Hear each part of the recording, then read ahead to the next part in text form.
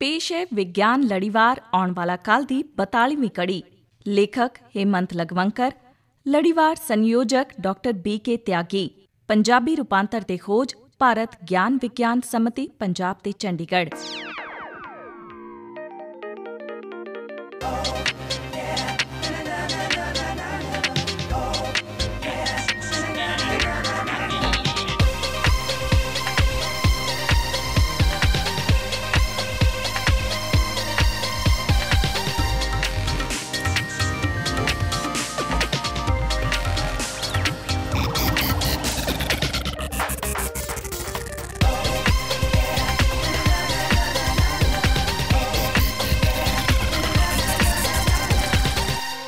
प्यारे श्रोतिओ, बनौटी बौद्धिकता ਦੀ ਵਿਗਿਆਨ ਵਰਤੋਂ ਤੇ ਭਵਿੱਖ ਬਾਬਤ ਸਾਡੇ ਲੜੀਵਾਰ ਆਉਣ ਵਾਲਾ ਕੱਲ ਦੀ 42ਵੀਂ ਕੜੀ AI ਜਨਤਕ ਖੇਤਰ ਵਿੱਚ ਵਰਤੋਂ ਲੋਕਾਂ ਵਾਸਤੇ ਲੋਕਾਂ ਦੁਆਰਾ 'ਚ ਤੁਹਾਡਾ ਨਿੱਘਾ ਸਵਾਗਤ ਹੈ। ਸਤਿ ਸ਼੍ਰੀ ਅਕਾਲ ਜੀ, ਨਮਸਤੇ।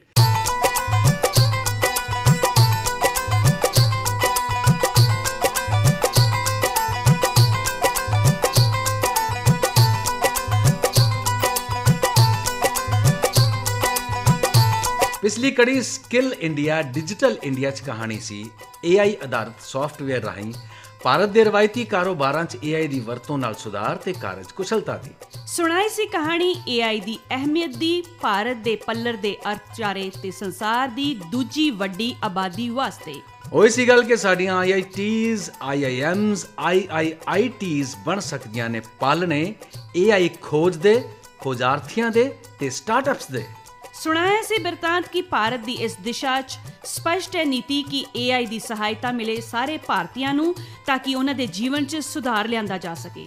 इस कार्य वास्ते भारत सरकार की नीति है AI सब लई। इसे युद्ध नीति ने मौका दिता है ते भारत कोल बहुत वधिया मौका है अपने AI सिखियत कामिਆਂ ਦੀ ਠਾਠਾਂ ਮਾਰਦੇ ਸਮੁੰਦਰ ਵਰਗੀ ਵੱਡੀ ਗਿਣਤੀ ਨਾਲ ਤੇ ਸਟਾਰਟਅਪਸ ਦੇ ਉੱਭਰਦੇ ਤਾਣੇ ਬਾਣੇ ਦੇ ਨਾਲ AI ਦੀ ਵਰਤੋਂ ਦੀ ਪਹਿਲ ਦਾ। ਮੌਕਾ ਹੈ ਸਮੱਸਿਆਵਾਂ ਦੇ ਹੱਲ ਕਰਨ ਵਿੱਚ ਵੱਡਾ ਯੋਗਦਾਨ ਪਾਉਣ ਵਾਲਾ ਬਣਨ ਦਾ।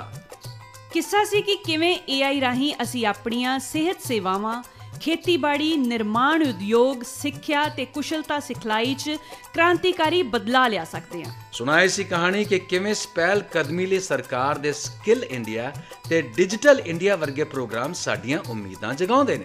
ਸੁਣਾਈ ਸੀ ਜੁਗਤ ਦੀ ਕਹਾਣੀ ਕਿ ਕਾਰੀਗਰਾਂ ਤੇ ਸ਼ਿਲਪਕਾਰਾਂ ਨੂੰ ਇੱਕ ਮੰਚ ਤੇ ਲਿਆ ਕੇ ਉਹਨਾਂ ਦੀਆਂ ਮੁਹਾਰਤਾਂ ਨੂੰ AI ਦੀ ਮਦਦ ਨਾਲ ਕਿਵੇਂ ਨਵੇਂ-ਨਵੇਂ ਰੂਪ ਦਿੱਤੇ ਜਾ ਸਕਦੇ ਨੇ ਤੇ ਸਾਡੀ ਬੇਸ਼ਕੀਮਤੀ ਧਰੋਹਰ ਨੂੰ ਵੀ ਪੁਨਰ ਸੁਰਜੀਤ ਕੀਤਾ ਜਾ ਸਕਦਾ ਹੈ। ਦੋਸਤੋ, ਕਰ ਦਿੱਤਾ ਸੀ ਇਹ ਵੀ ਸਪਸ਼ਟ ਕਿ ਸਾਡੇ ਕੰਮਕਾਜ ਦੀ ਸੁਚਾਰੂ ਵਿਵਸਥਾ ਵਾਸਤੇ ਇਕੱਲੀ ਟੈਕਨੋਲੋਜੀ ਹੀ ਕਾਫੀ ਨਹੀਂ, ਸਗੋਂ ਇਸ ਵਿੱਚ ਤਾਂ ਮਨੁੱਖੀ ਨਿਗਰਾਨੀ ਦੀ ਵੀ ਬਹੁਤ ਅਹਿਮੀਅਤ ਹੈ। ਕਿੱਸਾ ਸੀ ਕਿ AI ਰਾਹੀਂ ਸਾਡੇ ਕਾਰੀਗਰਾਂ ਤੇ ਸ਼ਿਲਪਕਾਰਾਂ ਦੇ ਰਵਾਇਤੀ ਡਿਜ਼ਾਈਨਾਂ ਤੇ ਉਤਪਾਦਨਾਂ ਦੀ ਗੁਣਵੱਤਾ ਚੰਗੇਰੀ ਕੀਤੀ ਜਾ ਸਕਦੀ ਹੈ ਤੇ ਉਹਨਾਂ ਦੀ ਦਿੱਖ ਵੀ ਸੁਧਾਰੀ ਜਾ ਸਕਦੀ ਹੈ। ਕਹਿ ਦਿੱਤੀ ਸੀ ਇਹ ਕਹਾਣੀ ਵੀ ਕਿ AI ਆਧਾਰਿਤ ਨਵੇਂ ਤੌਰ ਤਰੀਕੇ ਪੁਰਾਣੇ ਡਿਜ਼ਾਈਨਰ ਤੋਂ ਕਈ ਨਵੇਂ ਡਿਜ਼ਾਈਨਰ ਦੇ ਜਨਮ ਦਾ ਰਾਹ ਵੀ ਖੋਲ ਸਕਦੇ ਨੇ। ਕਿੱਸਾ ਇਹ ਵੀ ਸੀ ਸੁਣਾਇਆ ਕਿ ਤਿਆਰ ਵਸਤਾਂ ਦੇ ਪ੍ਰਚਾਰ ਲਈ ਲੋਕਾਂ ਤੱਕ ਸੂਚਨਾ ਤੇ ਜਾਣਕਾਰੀ ਪਹੁੰਚਾਉਣ ਦੀ ਕਲਾ ਵੀ ਪੇਸ਼ ਕਰਨਗੇ ਇਹ AI ਆਧਾਰਿਤ ਨਵੇਂ ਸਾਧਨ।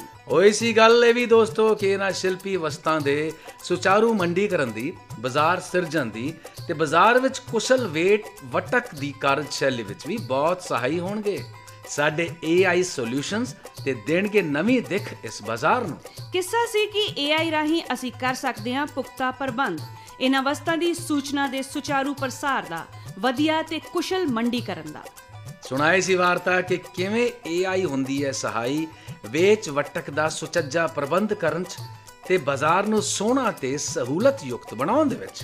ਗੱਲਾਂ 'ਚ ਹੋ ਗਿਆ ਸੀ ਸਪਸ਼ਟ ਤੇ ਉੱਭਰ ਆਈ ਸੀ ਤਸਵੀਰ ਇਸ ਹਕੀਕਤ ਦੀ ਕਿ ਦਰਅਸਲ ਇਹੀ ਤਾਂ ਹੈ ਅਗਲਾ ਪੜਾਅ ਵਿਕਾਸ ਦਾ ਪੜਾਅ, ਜਿੱਥੇ ਪੁਰਾਣੇ ਮਾਲ ਤੇ ਬੀਤੇ ਜ਼ਮਾਨੇ ਦੇ ਸਾਰੇ ਚੰਗੇ ਪੱਖ ਤੇ ਵਰਤਮਾਨ ਦੀਆਂ ਨਵੀਆਂ ਤਕਨੀਕਾਂ ਦਾ ਸੁਮੇਲ ਹੁੰਦਾ ਹੈ। ਇਹ ਸੁਮੇਲ ਸਿਰਜਦਾ ਹੈ ਨਵੀਂ ਕਲਾ ਤੇ ਪਾਉਂਦਾ ਹੈ ਬਾਤਾਂ ਨਵੇਂ ਯੁੱਗ ਦੀਆਂ, AI ਦੇ ਯੁੱਗ ਦੀਆਂ। ਤੇ ਅੱਜ ਅਸੀਂ ਸੁਣਾਵਾਂਗੇ ਕਹਾਣੀ ਆਰਟੀਫੀਸ਼ੀਅਲ ਇੰਟੈਲੀਜੈਂਸ ਦੀ ਵਰਤੋਂ ਦੀ, ਵਿਕਾਸ ਦੀ, ਭਵਿੱਖ ਦੇ ਪ੍ਰਭਾਵਾਂ ਤੇ ਖਤਰਿਆਂ ਦੀ। ਇਸ ਕੜੀ ਵਿੱਚ ਜਿਸ ਦਾ ਨਾਂ ਹੈ AI ਜਨਤਕ ਖੇਤਰ ਵਿੱਚ ਵਰਤੋਂ ਲੋਕਾਂ ਵਾਸਤੇ ਲੋਕਾਂ ਦੁਆਰਾ। ਲਓ ਜੀ, ਸੁਣੋ ਸਾਡੇ ਇਹਨਾਂ ਕਲਾਕਾਰਾਂ ਦੀ ਜ਼ੁਬਾਨੀ ਅੱਜ ਦੀ ਕੜੀ AI ਜਨਤਕ ਖੇਤਰ ਵਿੱਚ ਵਰਤੋ, ਲੋਕਾਂ ਵਾਸਤੇ, ਲੋਕਾਂ ਦੁਆਰਾ।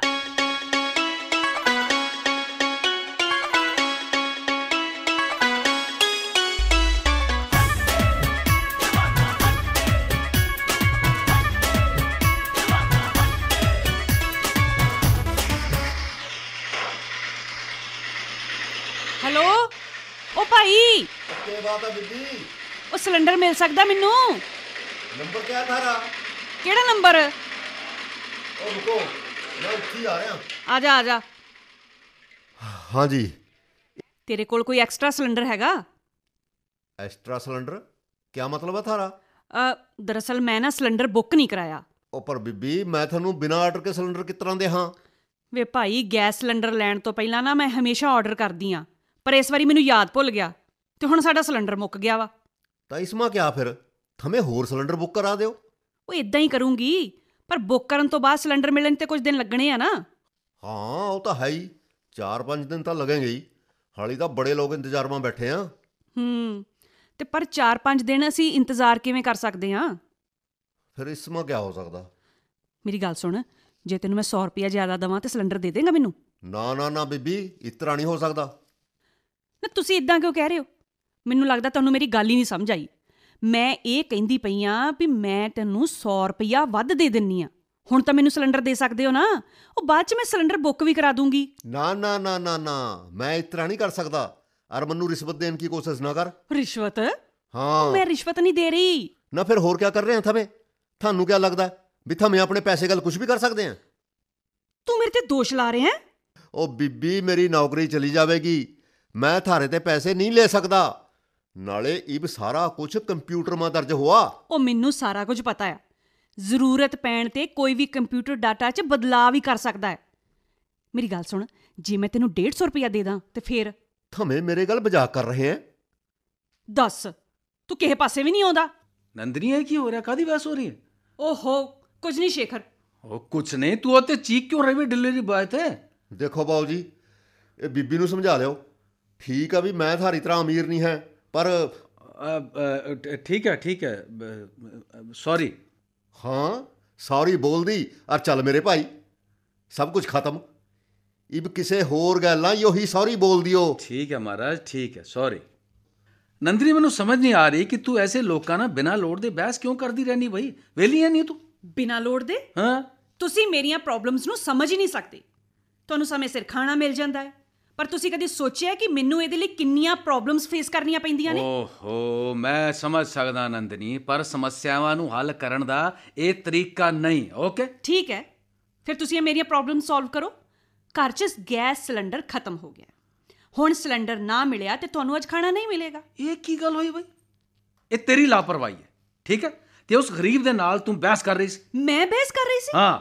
ਉਹ ਮੈਂ ਉਹਨੂੰ ਗੈਸ ਸਿਲੰਡਰ ਦੀ ਕੀਮਤ ਤੋਂ 150 ਰੁਪਏ ਜ਼ਿਆਦਾ ਦੇਣ ਦੀ ਗੱਲ ਕਰ ਰਹੀ ਸੀ। ਇਸੇ ਨੂੰ ਹੀ ਰਿਸ਼ਵਤ ਕਹਿੰਦੇ ਨੇ ਮੈਡਮ ਜੀ। ਵਾਹ ਜੀ ਵਾਹ, ਤੁਸੀਂ ਹੁਣ ਉਹਦਾ ਹੀ ਪੱਖ ਲਓ। ਉਹ ਨੰਦਨੀ ਯਾਰ, ਇਹ ਕਿਸੇ ਦਾ ਪੱਖ ਲੈਣ ਦਾ ਸਵਾਲ ਨਹੀਂ ਹੈ। ਇਹ ਭ੍ਰਿਸ਼ਟਾਚਾਰ ਹੈ, ਕਰਪਸ਼ਨ, ਤੇ ਮੈਂ ਆਪਣੇ ਘਰ 'ਚ ਕਰਪਸ਼ਨ ਦਾ ਪੱਖ ਨਹੀਂ ਲੈ ਸਕਦਾ। ਵਾਹ ਜੀ ਵਾਹ। ਭ੍ਰਿਸ਼ਟਾਚਾਰ? ਉਹ ਵੀ ਸਾਡੇ ਘਰ ਵਿੱਚ? ਉਹ ਸੁਰੇਸ਼, ਤੇਰੇ ਪਾਪਾ ਤੇ ਸੰਤ ਆਦਮੀ ਨੇ ਬਈ। ਲੈ, ਉਹ ਮੈਂ ਤੇ ਸਿਰਫ ਗੈਸ ਸਿਲੰਡਰ ਲਈ ਪੁੱਛ ਰਹੀ ਸੀ। ਨੰਦਨੀ, ਅੱਧੀ ਗੱਲ ਨਾ ਦੱਸ, ਆਪਣੇ ਕੀਤੇ ਉੱਤੇ ਪਰਦਾ ਨਾ ਪਾ। ਤੂੰ ਚੰਗੀ ਤਰ੍ਹਾਂ ਜਾਣਦੀ ਹੈ ਕਿ ਤੂੰ ਜੋ ਕਰ ਰਹੀ ਸੀ ਉਹ ਗਲਤ ਸੀ। ਸ਼ੇਖਰ ਪਲੀਜ਼। ਮਮ, ਡੈਡ, ਕੀ ਤੁਸੀਂ ਮੈਨੂੰ ਦੱਸੋਗੇ ਕਿ ਆਖਿਰ ਗੱਲ ਕੀ ਹੈ? ਦੇਖ ਸੁਰੇਸ਼, ਤੇਰੀ ਮਾਂ ਰਿਸ਼ਵਤ ਦੇ ਕੇ ਗੈਸ ਸਿਲੰਡਰ ਲੈਣ ਦੀ ਕੋਸ਼ਿਸ਼ ਕਰ ਰਹੀ ਹੈ। ਵਾਟ? ਹਾਂ, ਅਸੀਂ ਇਹਨੂੰ ਰਿਸ਼ਵਤ ਹੀ ਕਹਿੰਦੇ ਆ। ਮਮ? ਹਾਂ, ਮੈਨੂੰ ਪਤਾ ਹੈ ਤੂੰ ਵੀ ਆਪਣੇ ਪਾਪਾ ਦਾ ਹੀ ਪੱਖ ਲਏਗਾ। ਜੇਕਰ ਮੈਂ ਕਿਸੇ ਨੂੰ ਕੁਝ ਪੈਸੇ ਦਿੰਨੀ ਆ ਤਾਂ ਉਹ ਰਿਸ਼ਵਤ ਹੈ। ਤੇ ਜੋ ਕਹਿੰਦੇ ਕਹਾਉਂਦੇ ਉੱਚ ਵਰਗ ਦੇ ਲੋਕ ਨੇ, ਜੇਕਰ ਉਹ ਕਿਸੇ ਚੀਜ਼ ਦੀ ਪੇਸ਼ਕਸ਼ ਕਰਦੇ ਨੇ ਤਾਂ ਉਹ ਤੋਹਫਾ ਬਣ ਜਾਂਦੀ ਹੈ। ਵਾਹ ਬਈ ਵਾਹ। ਮਮ, ਮੈਨੂੰ ਲੱਗਦਾ ਕਿ ਤੁਸੀਂ ਗੱਲ ਨੂੰ ਬਦਲ ਰਹੇ ਹੋ। ਹਾਂ, ਬਿਲਕੁਲ ਬਦਲ ਰਹੀ ਹੈ। ਮਮ, ਮੇਰੀ ਰਾਏ ਵਿੱਚ ਉਹ ਵਿਅਕਤੀ ਜੋ ਸਿਲੰਡਰ ਪਹੁੰਚਾ ਰਿਹਾ ਸੀ ਨਾ, ਉਹ 100% ਸਹੀ ਸੀ। ਠੀਕ ਹੈ ਬਈ, ਇਹਦਾ ਮਤਲਬ ਮੈਂ ਗਲਤ ਹਾਂ, ਠੀਕ ਹੈ? ਨਹੀਂ, ਪਰ 100% ਗਲਤੀ ਤਾਂ ਤੁਹਾਡੀ ਹੈ ਮਮਾ।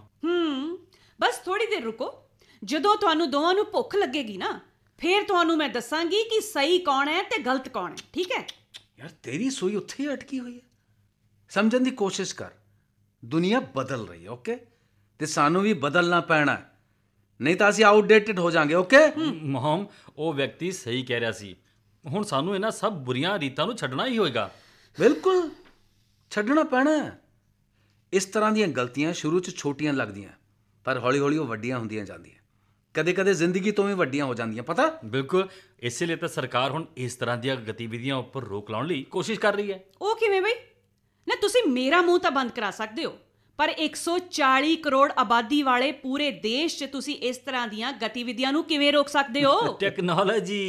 ਟੈਕਨੋਲੋਜੀ ਦੇ ਮਾਧਿਅਮ ਨਾਲ ਮਾਮਾ, ਆਰਟੀਫੀਸ਼ੀਅਲ ਇੰਟੈਲੀਜੈਂਸ ਯਾਨੀ ਬਣਾਉਟੀ ਬੌਧਿਕਤਾ ਦਾ ਉਪਯੋਗ ਕਰਕੇ ਹਰ ਪੱਧਰ ਤੇ ਇਸ ਤਰ੍ਹਾਂ ਦੇ ਭ੍ਰਿਸ਼ਟਾਚਾਰ ਨੂੰ ਟਰੈਕ ਕਰਨਾ ਤੇ ਉਸ ਤੋਂ ਬਚਣਾ ਮੁਮਕਿਨ ਹੈ। ਬਨੌਟੀ ਬੌਧਿਕਤਾ? ਜੀ ਮੌਮ। ਇਹ ਕੀ ਹੈ? ਕੀ ਇਹ ਸੰਭਵ ਹੈ?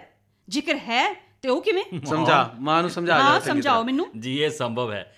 ਮੈਂ ਤੁਹਾਨੂੰ ਇੱਕ ਉਦਾਹਰਨ ਦੇ ਕੇ ਸਮਝਾਉਂਦਾ। ਹਾਂ ਬੋਲੋ। ਮੌਮ, ਹਰ ਵਾਰ ਜਦੋਂ ਤੁਸੀਂ ਆਪਣੇ ਸਮਾਰਟਫੋਨ ਉੱਪਰ ਟਾਈਪ ਕਰਦੇ ਹੋ ਤਾਂ ਸਮਾਰਟਫੋਨ ਇਹ ਜਾਣ ਲੈਂਦਾ ਹੈ ਕਿ ਤੁਸੀਂ ਅੱਗੇ ਕੀ ਟਾਈਪ ਕਰਨ ਵਾਲੇ ਹੋ।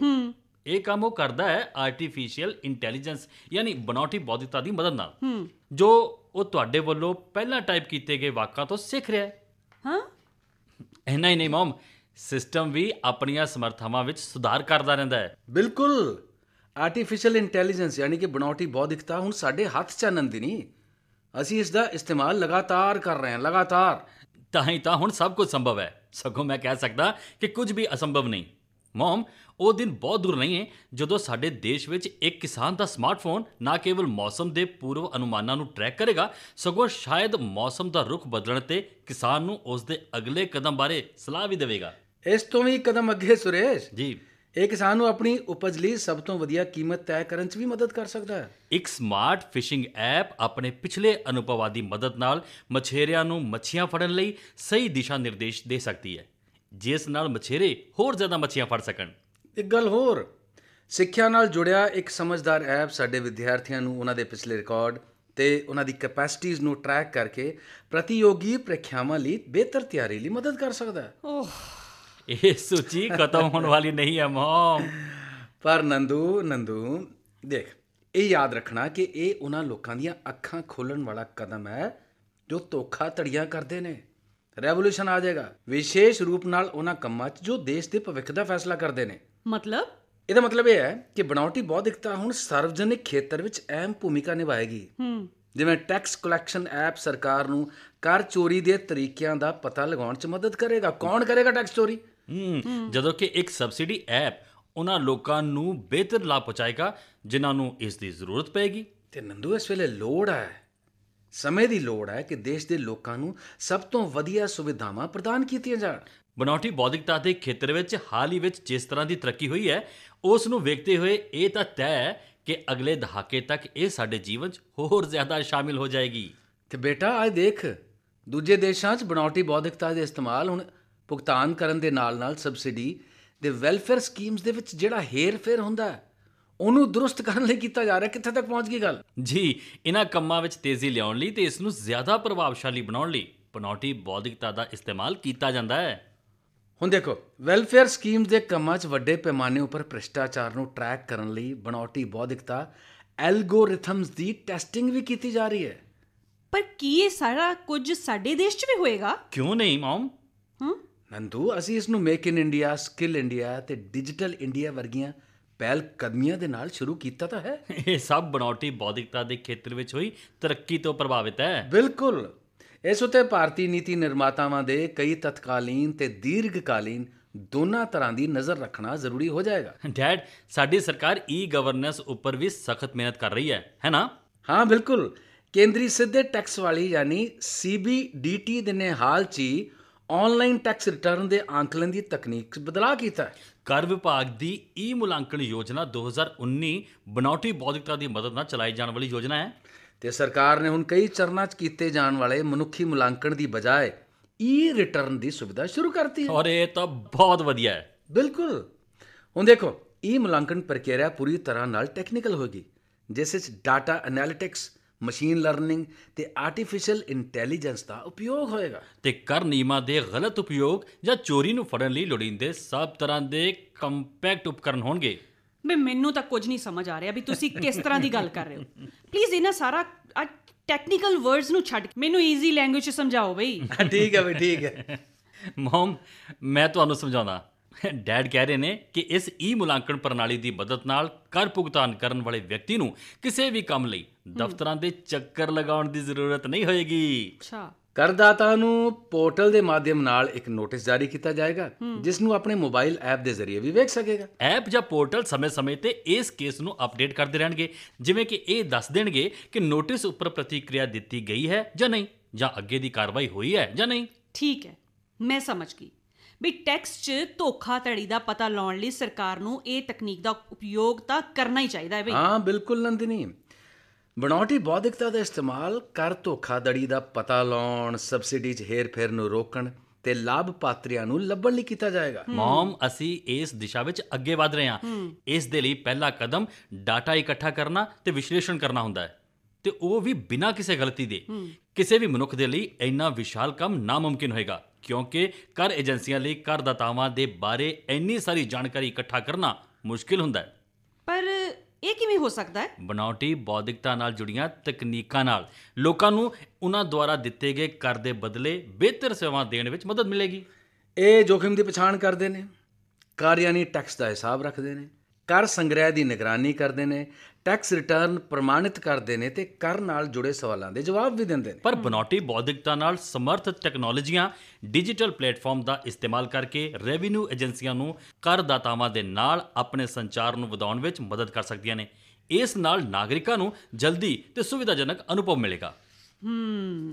ਮੌਮ, ਇਕੱਠੇ ਕੀਤੇ ਡਾਟਾ ਦਾ ਵਿਸ਼ਲੇਸ਼ਣ ਕਰਕੇ ਹੇਰ-ਫੇਰ ਅਤੇ ਗਲਤੀਆਂ ਦਾ ਪਤਾ ਲਗਾਇਆ ਜਾ ਸਕਦਾ ਹੈ, ਤੇ ਨਾਲ ਹੀ ਬਣਾਉਟੀ ਬੌਧਿਕਤਾ ਦੀ ਮਦਦ ਲੈ ਕੇ ਸਹੀ ਤਰੀਕੇ ਨਾਲ ਪੈਸਿਆਂ ਦਾ ਇਸਤੇਮਾਲ ਕਰਨਾ ਆਸਾਨ ਹੋਏਗਾ। ਤੇ ਮੈਡਮ ਜੀ, ਨੰਦੂ ਜੀ, ਉਹ ਵਿਅਕਤੀ ਜੋ ਸਿਲੰਡਰ ਪਹੁੰਚਾ ਰਿਹਾ ਸੀ ਨਾ, ਉਹੀ ਗੱਲ ਕਹਿ ਰਿਹਾ ਸੀ।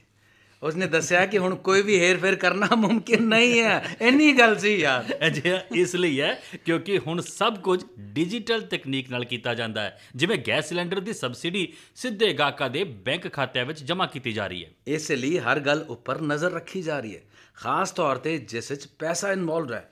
ਅੱਛਾ ਡੈਡ, ਕੀ ਕੋਈ ਹੋਰ ਖੇਤਰ ਵੀ ਹੈ ਜਿੱਥੇ ਸਰਕਾਰ ਸਬਸਿਡੀ ਦੇ ਰਹੀ ਹੈ? ਹਾਂ ਬਿਲਕੁਲ ਬੇਟਾ, ਬਹੁਤ ਸਾਰੇ ਖੇਤਰ ਨੇ ਜਿੱਥੇ ਗਵਰਨਮੈਂਟ ਸਬਸਿਡੀ ਦੇ ਰਹੀ ਹੈ। ਹੋਰ ਕਿਹੜੇ ਖੇਤਰਾਂ 'ਚ ਸਰਕਾਰ ਸਬਸਿਡੀ ਦੇ ਰਹੀ ਹੈ? ਕੁਕਿੰਗ ਗੈਸ ਤੋਂ ਇਲਾਵਾ ਬਹੁਤ ਸਾਰੇ ਖੇਤਰ ਨੇ ਨੰਦੂ। ਸਰਕਾਰ ਚੌਲ, ਕਣਕ, ਅਨਾਜ ਵਰਗੇ ਖਾਦ ਅਨਾਜ ਉੱਪਰ ਵੀ ਸਬਸਿਡੀ ਦੇ ਰਹੀ ਹੈ। ਤੇ ਖਾਦ ਉੱਪਰ ਵੀ? ਹਾਂ, ਸਰਕਾਰ ਕਿਸਾਨਾਂ ਨੂੰ ਖਾਦ ਤੇ ਕੀਟਨਾਸ਼ਕਾਂ ਉੱਪਰ ਵੀ ਸਬਸਿਡੀ ਦਿੰਦੀ ਹੈ। ਨਾਲ ਹੀ ਪੇਂਡੂ ਖੇਤਰਾਂ 'ਚ ਸੂਰਜੀ ਊਰਜਾ ਪੰਪ ਵਗੈਰਾ ਸਥਾਪਿਤ ਕਰਨ ਲਈ ਵੀ ਸਬਸਿਡੀ ਦਿੱਤੀ ਜਾਂਦੀ ਹੈ। ਓ, ਇਹਦਾ ਮਤਲਬ ਕਿ ਭਾਰਤ 'ਚ ਬਹੁਤ ਵੱਡੀ ਗਿਣਤੀ ਤੇ ਵਰਗ ਇਹੋ ਜਿਹੇ ਨੇ ਜੋ ਅਜੇ ਵੀ ਕਮਜ਼ੋਰ ਵਰਗ ਨੇ। ਜੀਵਨ ਨੂੰ ਜਿਉਣ ਲਈ ਉਹਨਾਂ ਨੂੰ ਤਾਂ ਹਰ ਖੇਤਰ 'ਚ ਸਬਸਿਡੀ ਦੀ ਲੋੜ ਹੈ। ਫਿਰ ਹੁਣ ਤੂੰ ਸਮਝੀ ਨੰਦਨੀ, ਹੁਣ ਸਮਝੀ। ਅਜੇ ਤੱਕ ਤਾਂ ਅਸੀਂ ਲੋਕਾਂ ਨੂੰ ਆਪਣੇ ਬਲਬੂਤੇ ਰੱਜ ਕੇ ਭੋਜਨ ਖਾਣ ਜਿੰਨੇ ਵੀ ਨਹੀਂ ਹੋ ਸਕੇ। ਇਹਨਾਂ ਸਬਸਿਡੀਜ਼ ਨੂੰ ਲੋਕਾਂ ਤੱਕ ਸਹੀ ਤਰੀਕੇ ਨਾਲ ਪਹੁੰਚਾਉਣ ਦਾ ਇੰਤਜ਼ਾਮ ਕਰਨਾ ਬਹੁਤ ਜ਼ਰੂਰੀ ਹੈ। ਔਰ ਇਹ ਸੱਚਮੁੱਚ ਬਹੁਤ ਵੱਡਾ ਕੰਮ ਹੈ ਡੈਡ। ਵਾਕਈ ਬਹੁਤ ਵੱਡਾ ਕੰਮ ਹੈ। ਮੌਜੂਦਾ ਸਥਿਤੀ 'ਚ ਖਾਦ ਸਬਸਿਡੀ ਸਕਲ ਘਰੇਲੂ ਉਤਪਾਦ ਦਾ 0.8% ਹੈ। ਹੁਣ ਇਸ ਸਬਸਿਡੀ ਨੂੰ ਖਾਦਾਂ ਦੇ ਆਧਾਰ ਤੇ ਦੋ ਭਾਗਾਂ 'ਚ ਵੰਡਿਆ ਗਿਆ, ਕਿਸਾਨਾਂ ਨੂੰ ਸਬਸਿਡੀ ਤੇ ਖਾਦ ਨਿਰਮਾਤਾ ਕੰਪਨੀਆਂ ਨੂੰ। ਹਾਂਜੀ, ਯੂਰੀਆ ਉੱਪਰ ਸਬਸਿਡੀ ਸਿੱਧੀ ਕਿਸਾਨਾਂ ਨੂੰ ਦਿੱਤੀ ਜਾਂਦੀ ਹੈ, ਜਦਕਿ NPK ਖਾਦਾਂ ਦੇ ਲਈ ਪੋਸ਼ਕ ਤੱਤਾਂ ਨਾਈਟ੍ਰੋਜਨ, ਪੋਟਾਸ਼ੀਅਮ ਅਤੇ ਫਾਸਫੇਟ ਦੀ ਮਾਤਰਾ ਦੇ ਆਧਾਰ ਤੇ ਨਿਰਮਾਤਾਵਾਂ ਨੂੰ ਸਬਸਿਡੀ ਦਿੱਤੀ ਜਾਂਦੀ ਹੈ। ਕਿਉਂ? ਕਿਉਂਕਿ ਖਾਦਾਂ ਉੱਪਰ ਸਬਸਿਡੀ ਕਿਸਾਨਾਂ ਦੀ ਜੀਵਨ ਰੇਖਾ। ਇਸ ਵਾਸਤੇ ਜ਼ਰੂਰੀ ਹੈ ਕਿ ਇਸ ਸਬਸਿਡੀ ਨੂੰ ਲੋਕਾਂ ਤੱਕ ਪਹੁੰਚਾਉਣ ਦੀ ਵਿਵਸਥਾ ਵੀ ਚੰਗੀ ਤਰ੍ਹਾਂ ਕੀਤੀ ਜਾਏ। ਬਿਲਕੁਲ ਡੈਡ, ਸਪਸ਼ਟ ਹੈ ਕਿ ਸਬਸਿਡੀ ਦੀ ਨਾ ਸਿਰਫ ਵੰਡ ਸਗੋਂ ਗਣਨਾ ਵੀ ਇੱਕ ਵੱਡਾ ਕੰਮ ਹੈ, ਕਿਉਂਕਿ ਇਸ ਵਿੱਚ ਬਹੁਤ ਸਾਰੇ ਮਾਪਦੰਡ ਸ਼ਾਮਿਲ ਹੁੰਦੇ ਨੇ। ਬਿਲਕੁਲ। ਹੁਣ ਖਾਦਾਂ ਦੀ ਜ਼ਰੂਰਤ ਦਾ ਅਨੁਮਾਨ ਲਗਾਉਣਾ ਇੱਕ ਬਹੁਤ ਵੱਡਾ ਕੰਮ ਹੈ, ਜਿਸ ਵਿੱਚ ਜਲਵਾਯੂ, ਵਾਤਾਵਰਣ, ਨੀਤੀ ਤੇ ਮੁੱਲ ਮੈਟ੍ਰਿਕਸ ਦੀ ਗਣਨਾ ਕਰਨ ਦੀ ਜ਼ਰੂਰਤ ਹੁੰਦੀ ਹੈ। ਹੁਣ ਇਸ ਵਿੱਚ ਕੇਂਦਰ ਤੇ ਰਾਜ ਸਰਕਾਰਾਂ ਦੇ ਨਾਲ-ਨਾਲ ਖਾਦ ਨਿਰਮਾਤਾ ਤੇ ਦਰਾਮਦਕਰਤਾ ਦੋਵੇਂ ਸ਼ਾਮਲ ਹੁੰਦੇ ਨੇ। ਵੀ ਤੁਹਾਡੀ ਦੋਨਾਂ ਦੀ ਚਰਚਾ ਤੋਂ ਮੈਨੂੰ ਇਦਾਂ ਲੱਗ ਰਿਹਾ ਹੈ ਕਿ ਤਕਨੀਕ ਦੇ ਬਿਨਾਂ ਇਹ ਬਿਲਕੁਲ ਵੀ ਸੰਭਵ ਨਹੀਂ ਹੈ। ਐਸਾ ਨਹੀਂ ਹੈ ਨੰਦੂ, ਵੈਸੇ ਤਾਂ ਇਹ ਸਬਸਿਡੀ ਪਿਛਲੇ ਕਈ ਸਾਲਾਂ ਤੋਂ ਦਿੱਤੀ ਜਾ ਰਹੀ ਹੈ। ਹਾਲਾਂਕਿ ਕਈ ਕਮੀਆਂ ਤੇ ਲੀਕੇਜ ਵੀ ਨੇ ਇਸ ਵਿੱਚ। ਪਰ ਇੰਨਾ ਹੈ ਕਿ ਹੁਣ ਟੈਕਨੋਲੋਜੀ ਇਹਨਾਂ ਸਮੱਸਿਆਵਾਂ ਉੱਪਰ ਕਾਬੂ ਪਾਉਣ ਤੇ ਸਾਰਵਜਨਿਕ ਧਨ ਦਾ ਪ੍ਰਭਾਵੀ ਢੰਗ ਨਾਲ ਇਸਤੇਮਾਲ ਕਰਨ 'ਚ ਮਦਦ ਕਰੇਗੀ। ਇਸ ਮਾਮਲੇ 'ਚ ਬਣਾਉਟੀ ਬੌਧਿਕਤਾ ਤਾਂ ਇੱਕ ਵਰਦਾਨ ਦੀ ਤਰ੍ਹਾਂ ਹੈ। ਬਿਲਕੁਲ ਇੱਕ ਵਰਦਾਨ ਵਾਂਗੂ ਹੈ।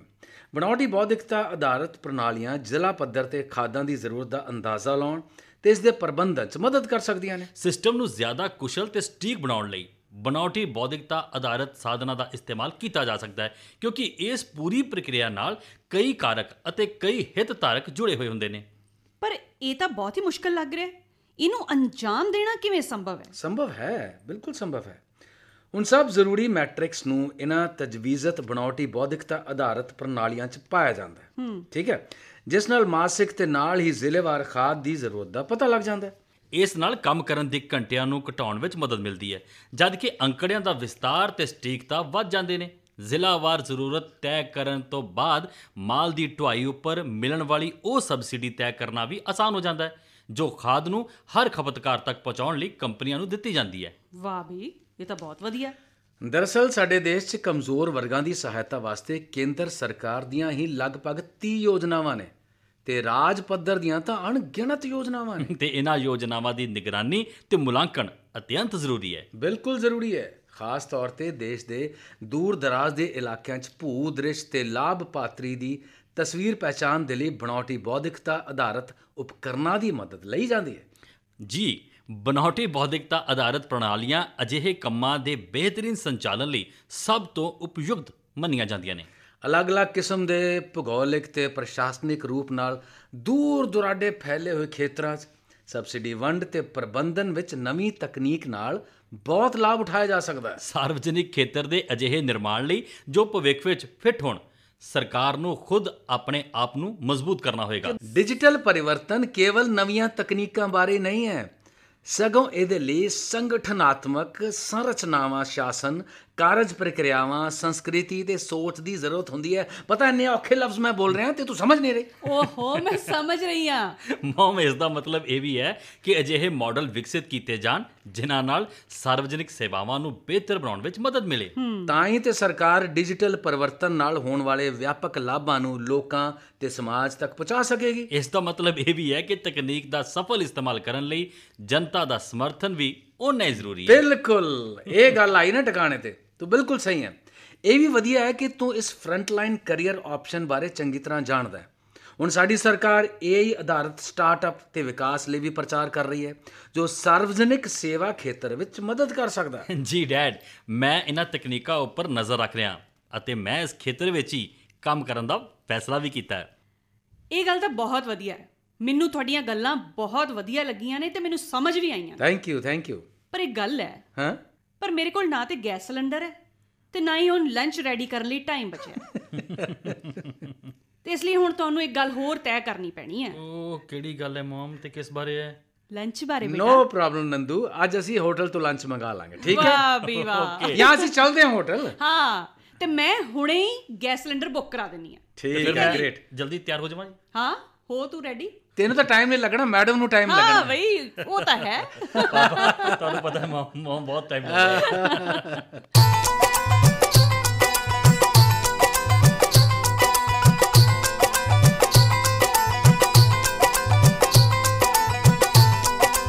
ਤੁਸੀਂ ਸੁਣ ਰਹੇ ਸੀ ਵਿਗਿਆਨ ਲੜੀਵਾਰ ਆਉਣ ਵਾਲਾ ਕੱਲ੍ਹ ਦੀ 42ਵੀਂ ਕੜੀ। ਨੋਟ ਕਰੋ ਇਸ ਕੜੀ ਦੇ ਸਵਾਲ। ਸਵਾਲ ਨੰਬਰ 1, ਸਿੱਖਿਆ ਸੰਬੰਧਿਤ AI ਐਪਸ ਵਿਦਿਆਰਥੀਆਂ ਦੀ ਕਿਵੇਂ ਮਦਦ ਕਰਨਗੀਆਂ? ਸਵਾਲ ਨੰਬਰ 2, AI ਰਾਹੀਂ ਟੈਕਸ ਵਿੱਚ ਕਿਵੇਂ ਸੁਧਾਰ ਹੋਏਗਾ? ਹਿੱਸਾ ਲੈਣ ਵਾਲੇ ਕਲਾਕਾਰ ਈਸ਼ੂ, ਅਮਨ ਬਲ, ਪੰਕਜ, ਦਲਜਿੰਦਰ ਸਿੰਘ ਤੇ ਰਾਜੇਸ਼ ਸ਼ਰਮਾ। ਵਿਸ਼ੇਸ਼ ਸਹਿਯੋਗ ਸਰਬਜੀਤ ਰਿਸ਼ੀ। ਪੇਸ਼ਕਸ਼ ਗੁਰਵਿੰਦਰ ਸਿੰਘ ਤੇ ਅਮਨਦੀਪ ਜੋਸ਼ੀ।